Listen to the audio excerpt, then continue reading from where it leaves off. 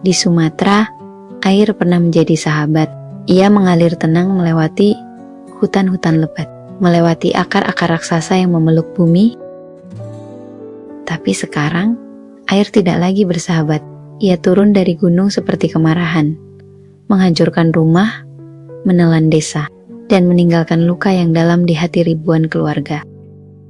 Selamat datang di Senin Cerita. Ini adalah kisah tentang banjir bandang 2025 dan tentang hutan-hutan Sumatera yang hilang tanpa sempat kita selamatkan.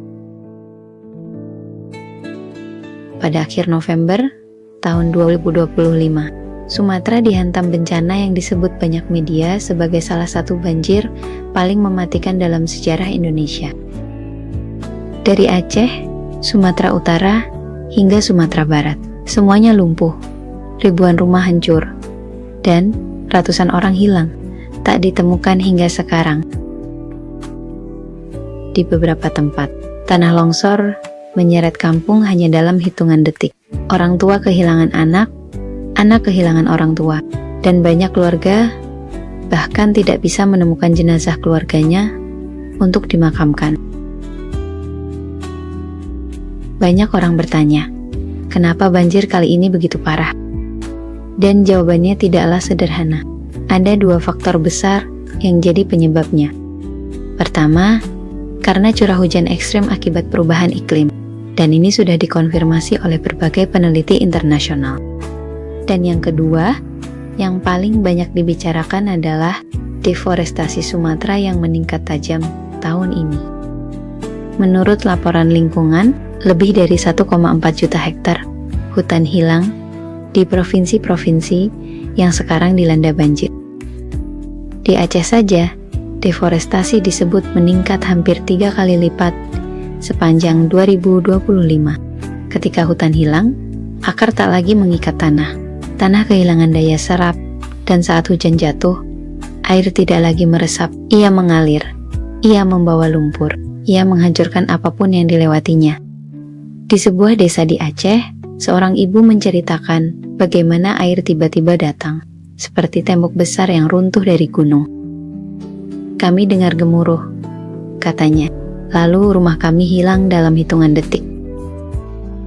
Di Sumatera Barat, warga menemukan gelondongan kayu besar, kayu-kayu yang seharusnya berada di hutan, tapi kini ikut terjun bersama banjir.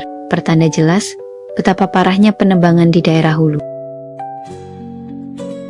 Pemerintah akhirnya membentuk tim untuk melacak asal gelondongan itu.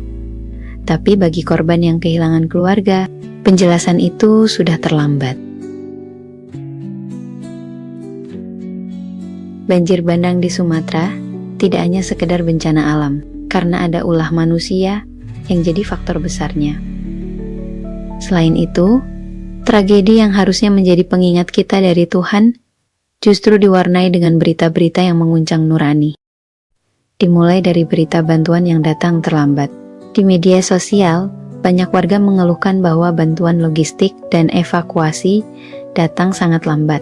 Banyak yang bertahan tanpa air bersih dan makanan selama berhari-hari. Listrik yang katanya sudah menyala, tapi ternyata tidak. Ironisnya, di beberapa konferensi pers yang disampaikan oleh pemerintah pusat, disebutkan bahwa listrik sudah pulih di beberapa titik. Namun faktanya, warga memposting video yang menunjukkan bahwa kenyataannya masih gelap gulita. Bantuan swasta dan luar negeri dipersulit. Beberapa organisasi kemanusiaan mengaku kesulitan masuk ke area terdampak karena proses izin pusat yang memakan waktu.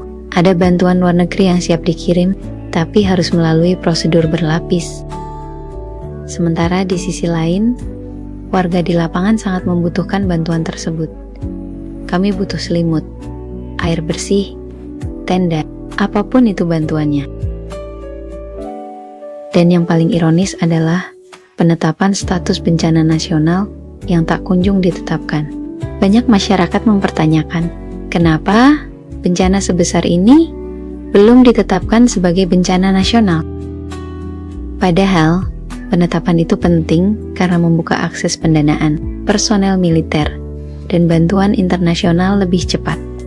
Tapi hingga kini, status itu belum diberikan, sementara negara-negara lain sudah sangat ingin membantu. Bolehkah kita bertanya, ada apa ini? Ada apa dengan pemerintah kita? Masyarakat mulai mempertanyakan peran pemerintah pada bencana Sumatera ini. Pemerintah melarang, mempersulit bantuan swasta dan luar. Tapi di saat yang sama, pemerintah juga dinilai lambat dalam semua proses. Mereka beralasan, semua hal harus dipikirkan dengan seksama. Banyak hal yang harus diurus terlebih dahulu, dan alasan-alasan lain. Sementara korban yang terjebak, korban yang selamat, tidak bisa menunggu lebih lama lagi, karena kondisi yang mendesak. Banyak korban terluka, yang butuh bantuan medis. Lansia dan anak-anak yang kondisinya rapuh, bahkan korban yang sehat pun butuh bantuan makanan, air, dan pakaian maupun selimut juga tenda pengungsian. Bagaimana mereka bisa bertahan di tengah kondisi di sana? Mereka tidak hanya terluka fisiknya, tapi juga mentalnya. Pasti berat bagi semua orang setelah apa yang terjadi. Bencana ini bukan sekadar murka alam, ia adalah konsekuensi dari puluhan tahun pilihan yang salah. Ketika hutan ditebang, banjir menunggu. Ketika gunung dirusak, tanah merobohkan diri. Ketika sungai disempitkan, air akan mencari jalan lain, dan seringkali itu adalah jalan menuju rumah manusia. Para ahli di UGM menyebut, kalau rehabilitasi DAS tidak dilakukan serius, bencana seperti ini akan terulang. Kita mungkin tidak bisa mengulang waktu. Kita tidak bisa membuat hutan itu kembali seperti dulu. Tapi kita bisa memutuskan, apakah tragedi ini akan menjadi pelajaran atau hanya tinggal headline beberapa minggu. Sumatera sedang menangis. Dan air yang turun bukan hanya hujan, tapi juga peringatan. Setiap tragedi adalah sebuah pesan, dan sebuah bencana adalah tanda pengingat untuk kita. Terima kasih sudah mendengar Senin Cerita. Sampai jumpa di Senin Cerita berikutnya. Semoga kisah ini tidak hanya kita dengar, tapi juga kita ingat.